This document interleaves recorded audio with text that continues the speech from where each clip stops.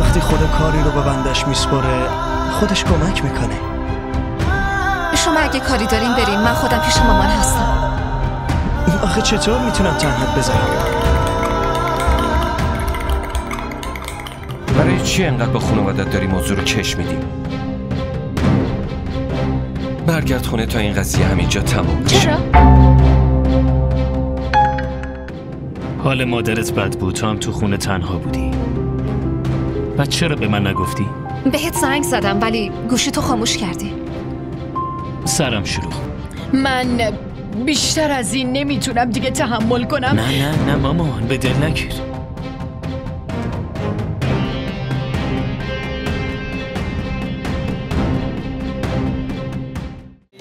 की गली में मर जाना इश्क है पल में बना दे जो दीवाना इश्क है.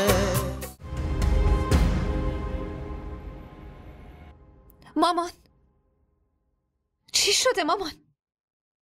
الان حالش چطوره؟ شکر خدا الان خیلی بهترن.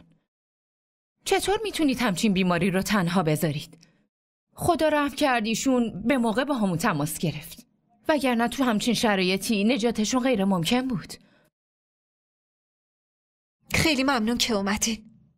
از من تشکر نکنید، کار ایشون بوده. الان بذارید استراحت کنن. وقتی پاشن حالشون بهتر میشه. با اجازتون من برم. بفرمایید از این طرف.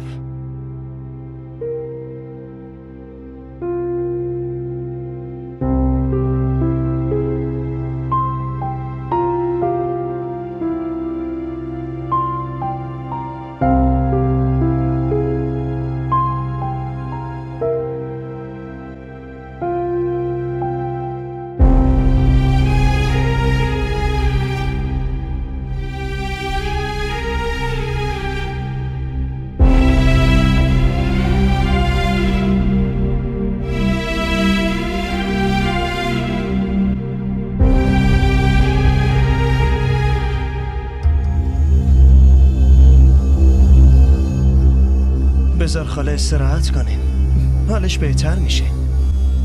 نگران نباش.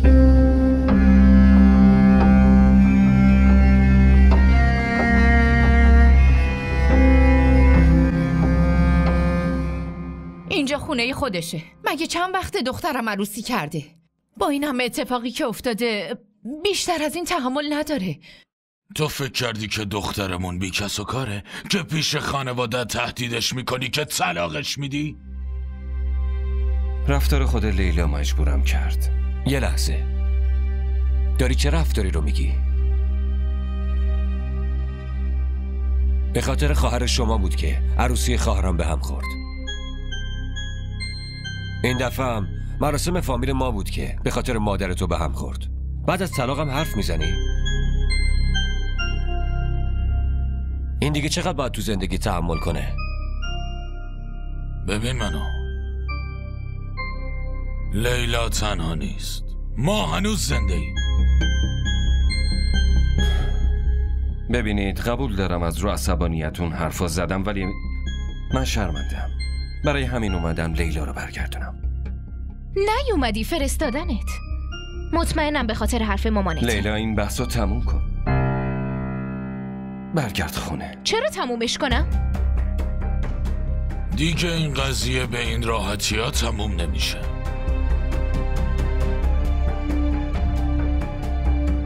ببینم چطور تو میذاری خواهر فراریت بیاد خونتو بره؟ خواهر ما که دیگه پاکه، هیچ مشکلی هم نداریم. اینجا نگهش میداریم و طلاقشو ازت میگیریم. تکلیف مشخصه. الکی دارین قضیه رو بزرگ میکنی. این قضیه بزرگ هست یا نیست؟ تصمیم آخر رو دخترمون میگیره.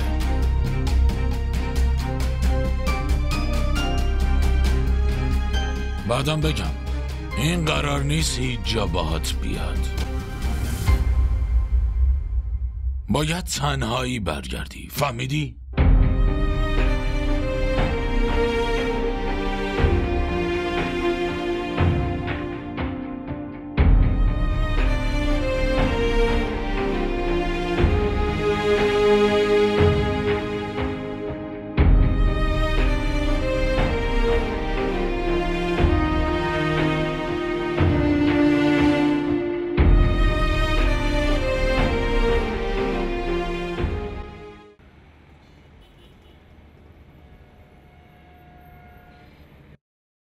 باشه الان زود میرسم.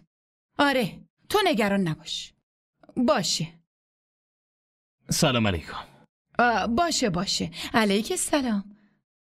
حالت خوبه پسرم؟ بله فقط یکم سرم درد. سرت درد میکنه؟ بیا بریم بهت دارو بدم. بیا. نگران نباش مامان، یه سردرد کوچیکه. یعنی چی؟ برای تو یه درد سر کوچیکه؟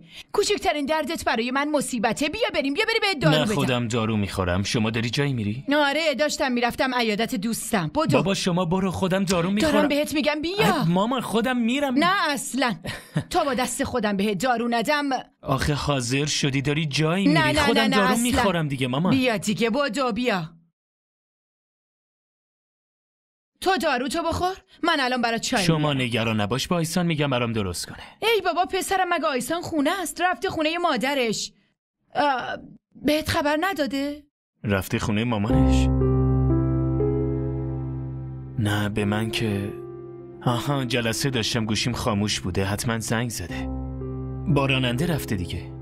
آره از خونه که با راننده رفته بیرون، ولی نمیدونم چی شده. راننده رو برگردونده، خودش تاکسی گرفته رفته. نمیدونم چرا. تاکسی گرفته رفته؟ الان به کی زنگ بزنم؟ پسرم برای چی میخوای زنگ بزنی؟ خودت برو دنبالش. هم سورپرایز میشه هم خوشحال میشه عزیزم. راست میگین، الان میرم میارمش. آره برو پسرم، سر درد میکنه. یه قرصی بخور، یه چایی بخور، بعد برو. برای خودم چای درست کردم، گفتم برای تو هم درست کنم. وای چه دختر نازیه، خیلی با احساسه. باشه تو حتما قرص تو بخور، چایم بخور. من رفتم دیرم شده، برمیگردم. نمیخواست زحمت بکشی اینجا بیاری. زحمت نیست، رحمته. میگفتم زهره برام بیاره. بیا داروهاتم باید بخوری. من خودم میخورم. ممنون.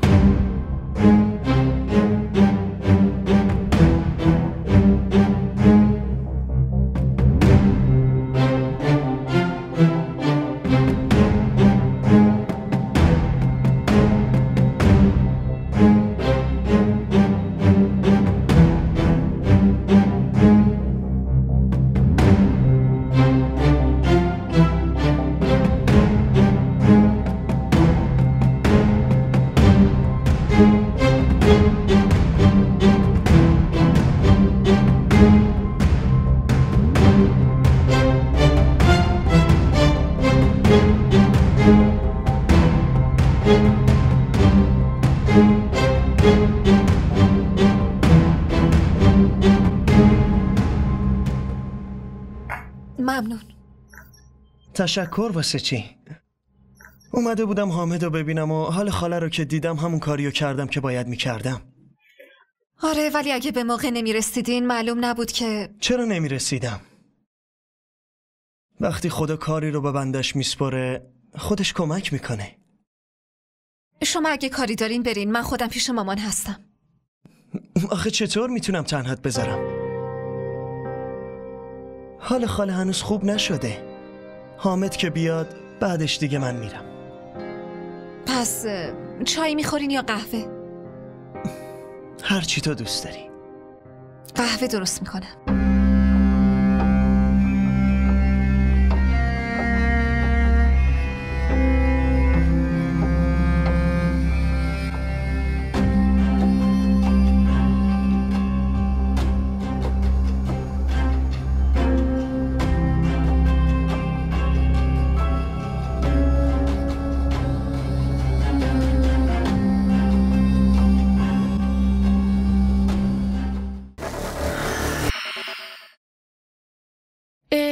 آیسان جان، دخترم با اون عجله کجا گذاشتی رفتی؟ بعدم که راننده رو برش گردوندی. من که بهتون گفتم که حال مامانم خوب نیست، دارم میرم پیشش. نه دخترم، کی اینو تو بهم گفتی؟ تو فقط گفتی دارم میرم خونه مامانم. اگه گفته بودی که وقتی شروین میپرسید بهش میگفتم دیگه. بعدشم که راننده رو برش گردونده بودی عزیزم. نه من بهتون گفتم که حال مامانم خوب نیست. داداش و زن داداشم هم خونه نیستن، برای همین رفتم اونجا دیگه. دخترم حتما داری اشتباه میکنی. تو اصلا همچی چیزی بهم نگفته بودی. اگه میگفتی چرا به شروین دروغ میگفتم؟ هدفم چی بود؟ اصلا چرا پنهون کاری کنم؟ نه شما دارین اشتباه میکنین. داشتم میرفتم گفتم حال مامانم خوب نیست، داداش و زن داداشم هم خونه نیستن. راننده هم فرستادم چون خیلی ترافیک بود. اگه با ماشین میرفتم طول میکشید، برای همین با اتوبوس رفتم. آیسان دخترم، تو میخوای منو خرابم کنی جلوی پسرم؟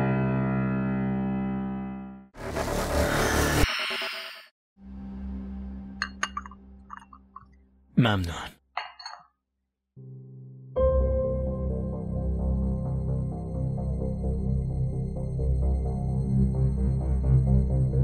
ولش کن، میگم یکی از خدمتکارا بیان. نه خودم دوست دارم ببرم.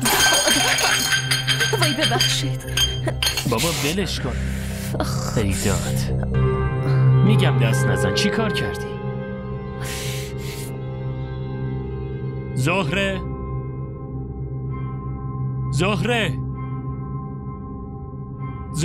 ببینم زخمت که عمیق نیست. بله آقا جان. جعبه کمک‌های اولیه رو باشه.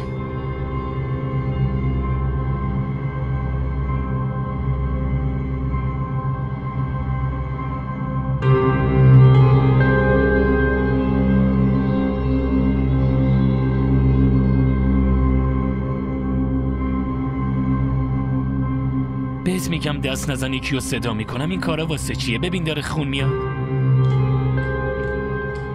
خونشو تمیز کن.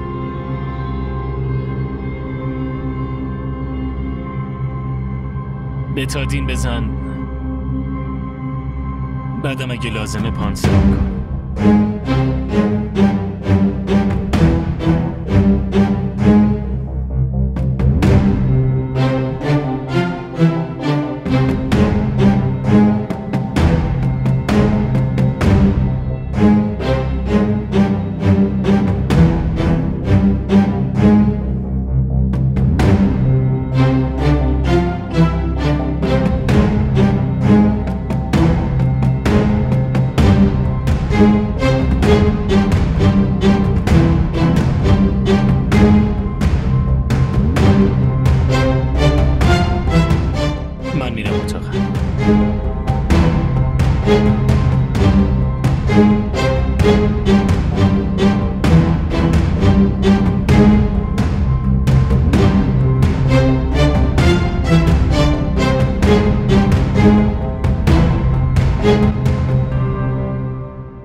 برای چی انقدر با خانوادت داری موضوع رو کش میدی؟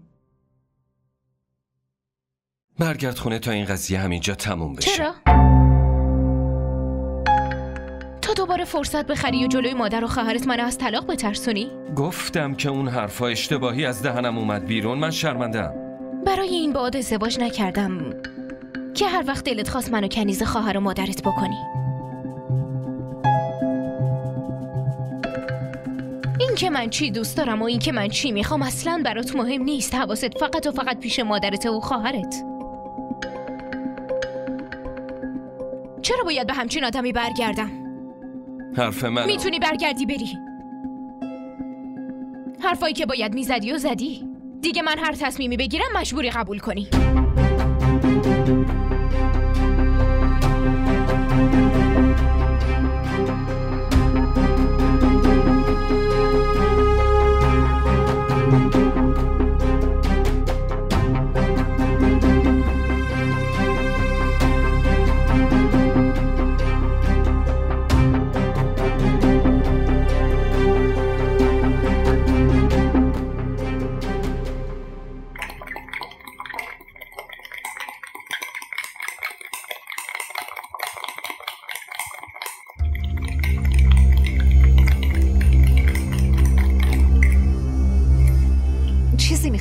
نه فقط اومدم آب بخورم. نمیخواستم مزاحمت بشم. الان میارم.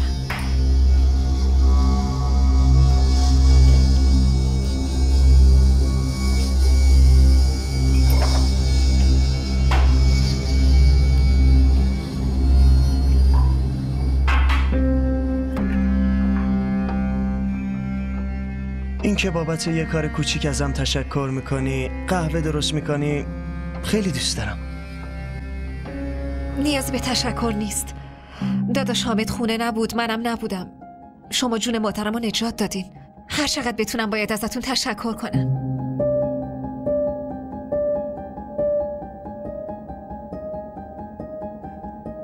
از همین مهربونیت خوشم میاد.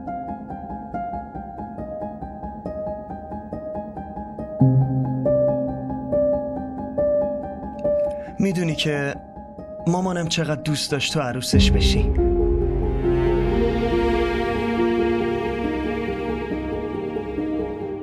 ولی با اون اتفاقات خب قهوه‌تون رو گذاشتم اونجا. ممنون.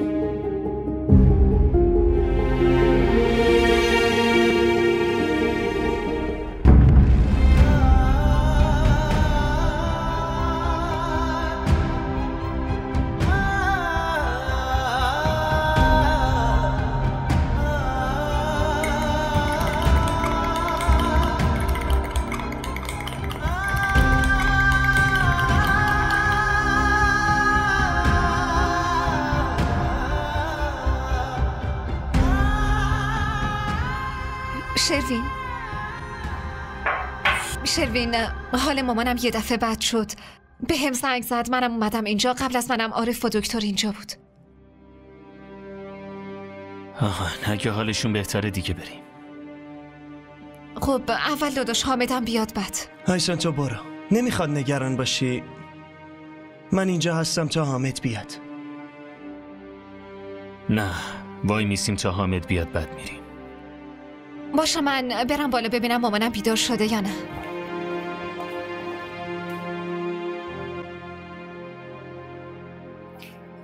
آیسان، شروین، اینجا چی کار میکنین؟ حالتون خوبه؟ همه چی خوبه، نگران نباش. خاله هم خوبه. مامان چه شده؟ راستش اومده بودم تو رو ببینم که دیدم حال خاله بد شده. به دکتر زنگ زدم و اونم سری خودش رو رسون به خاله. الانم خوبن. بعدش آیسان و شروینم اومدن. الانم منتظر تو بودیم. خیلی ممنون، واقعا بهت مدیونم. نه داداش، نیازی به این همه تشکر نیست. من میرم پیش مامان. زن داداش کجاست؟ نیومده؟ راضی نشد برگرده. ما دیگه بریم. انشالله فردا دوباره میاییم. بهتره الان بذاریم مامان یه ذره استراحت کنن. فردا سر میذاریم. من تو ماشینم، تو هم وسایلتو جمع کن. بریم، منم داروها رو بهت بگم. دکتر یه چیزایی برای خاله بهم گفته.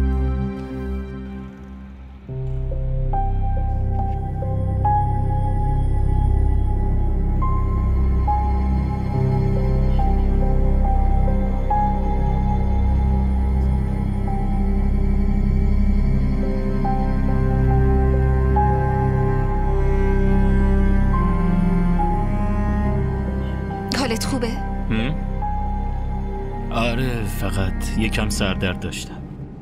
خب خونه استراحت میکردی. خودم برمیگشتم. چرا؟ خوشت نیومد منو دیدی؟ نه من اینو نگفتم. ولی خوشحالم نشدی دیدی. شروین من خیلی برای مامان و زن داداشم ناراحتم. شاید برای همین این حسو داری. حال مادرت بد بود، تو هم تو خونه تنها بودی. بعد چرا به من نگفتی؟ بهت زنگ زدم ولی گوشی تو خاموش کردی. سرم شلوغ بود. شروین بگو چی شده؟ چرا اینطوری با هم رفتار میکنی؟ خب چطوری رفتار کنم؟ خودت میدونی تو این دنیا بیشتر از همه از اون آدم متنفرم. بعد وایستادی تو آشپزخونه داری براش قهوه درست میکنی. تو حالت خوبه؟ اون آدم جون مادرمو نجات داده. یه کلام پرسیدم قهوه میخوره یا نه، وگرنه خیلی بیادبی میشد. سر ادب. چرا اینو یادت رفته که اون چه آدم بیخودیه؟ به خاطر اون چه کارا که نکرده. من بهش گفتم از خونمون بیرون بره، ولی خب به خاطر داداشم وایستاده بود. اگه میخواست وایسه خب میومد تو پذیرایی میشست. تو آشپزخونه کنار تو چیکار میکرد؟ اومد آب بخوره. آب بخوره؟ اومده بود آب بخوره؟ به بهونه آرزوهای مادرش هرچی دلش خواست داشت بهت میگفت. حداقل باید بهش میگفتی خفه شه. کم کمش لحنتو جدی میکردی ولی هیچی بهش نگفتی. میدونم زیادی داشت حرف میزد ولی شرایط طوری بود که نمیدونستم چی کار کنم، چی بهش میگفتم.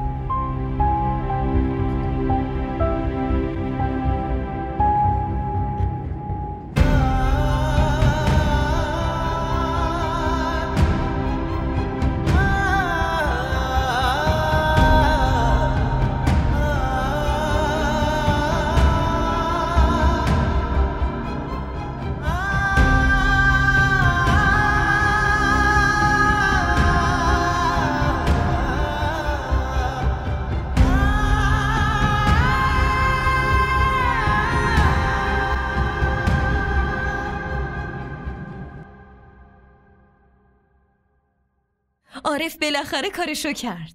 میگفت شروین با عصبانیت از اونجا برگشته. پس ما هم دیگه باید کار خودمونو بکنیم.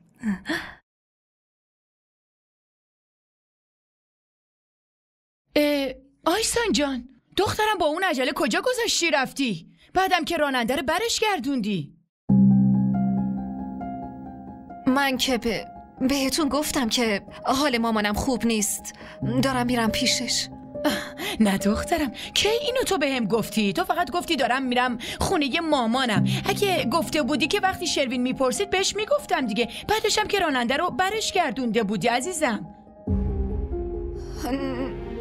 نه من بهتون گفتم که حال مامانم خوب نیست. داداش و زن داداشم هم خونه نیستن، برای همین رفتم اونجا دیگه. دخترم حتما داری اشتباه میکنی. تو اصلا همچی چیزی بهم نگفته بودی. اگه میگفتی چرا به شروین دروغ میگفتم؟ هدفم چی بود؟ اصلا چرا پنهون کاری کنم؟ نه شما دارین اشتباه میکنین. داشتم میرفتم گفتم حال مامانم خوب نیست، داداش و زن داداشم هم خونه نیستن. راننده‌ام فرستادم چون خیلی ترافیک بود. اگه با ماشین میرفتم طول میکشید، برای همین با اتوبوس رفتم. آیسان دخترم، تو میخوای منو خرابم کنی جلوی پسرم؟ من بیشتر از این نمیتونم دیگه تحمل کنم. نه مامان، به دل نگیر. ممکنه با یه لحن دیگه گفته، شما متوجه نشدی. ممکنه بینتون سوء تفاهم شده باشه.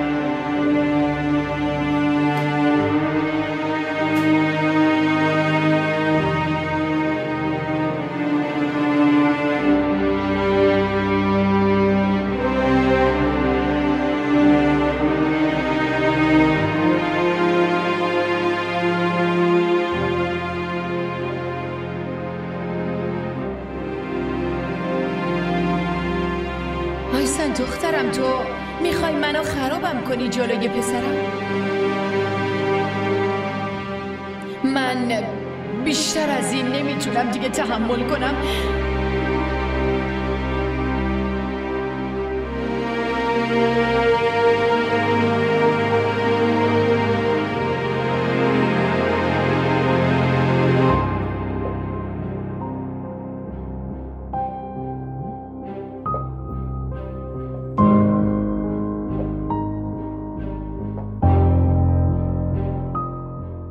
آیسان کجا داری میری دخترم؟ چرا اینقدر عجله داری؟ حال مامانم خوب نیست، خونمونم کسی نیست، باید برم خونه. آره حتما باید بری. برو به شروین. نه به شروین زنگ زدم گوشش خاموشه، وقتی اومد خونه بهش بگی. آره میگم، خیالت راحت باشه. برو.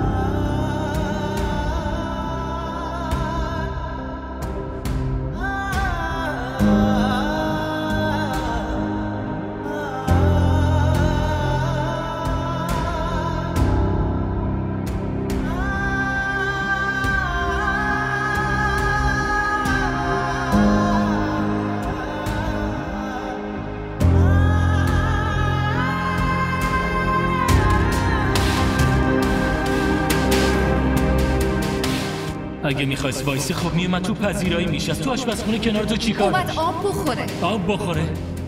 اومده بود آب بخوره؟ به بهونه آرزوهای مادرش هرچی دلش خواست داشت بهت میگفت. حداقل باید بهش میگفتی خفه شه. کمش لعنتو باید جدی میکردی، ولی هیچی بهش نگفتی.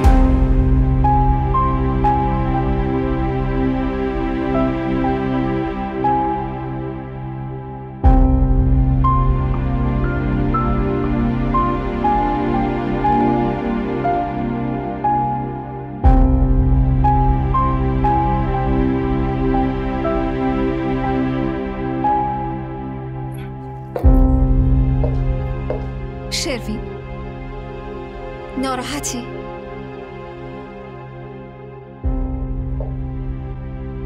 شروین من نمیدونم برای چی مامان چیزی بهت نگفته، ولی من بهش گفته بودم. یعنی چی میخوای بگی؟ داره دروغ میگه؟ من اینو نگفتم. خودشم که همه رو گفت. ممکنه حواسش نبوده و متوجه نشده. اگه از اینکه جواب عارفو ندادم عصبانی، خب برای توضیح میدم. اینقدر نگران مادرم بودم که اصلا حواسم نبود داره چی بهم میگه.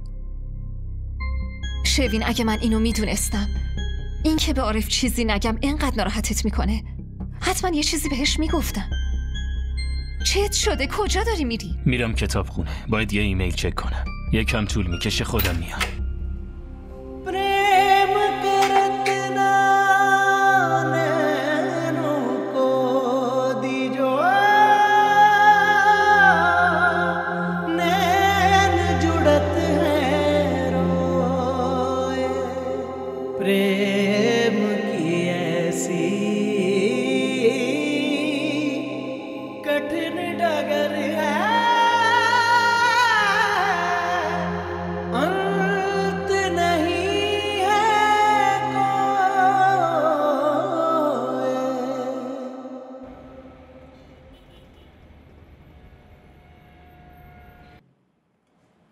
زهره، شروین نمیاد شام بخوره؟ صداشون کردم خانم جان، ولی میگن گشنشون نیست.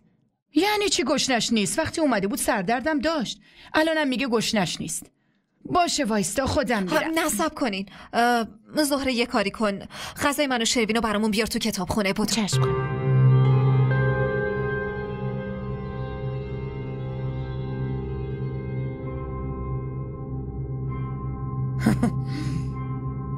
شنیدین دیگه، شروین سر غذا نیومد.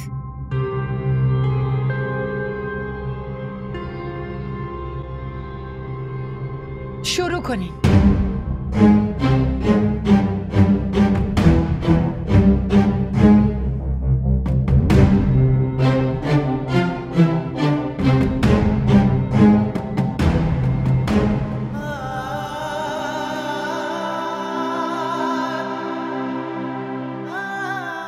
از همین مهربانیت خوشم میاد.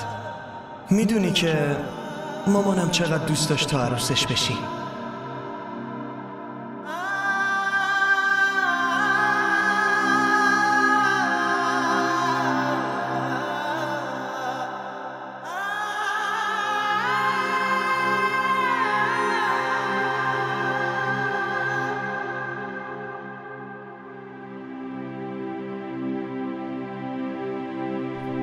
من که بهتون گفتم که حال مامانم خوب نیست، دارم میرم پیشش. نه دخترم، کی اینو تو بهم گفتی؟ تو فقط گفتی دارم میرم خونه مامانم. اگه گفته بودی که وقتی شروین میپرسید بهش میگفتم دیگه. بعدش هم که راننده رو برش گردونده بودی عزیزم.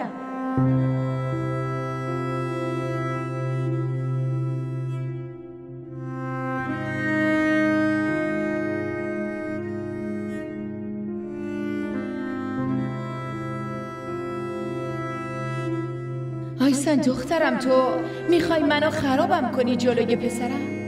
من بیشتر از این نمیتونم دیگه تحمل کنم.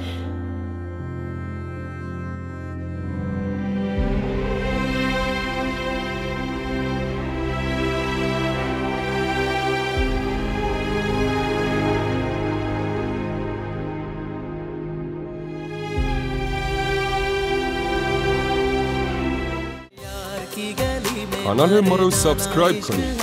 حمایت شما به ما روحیه میده.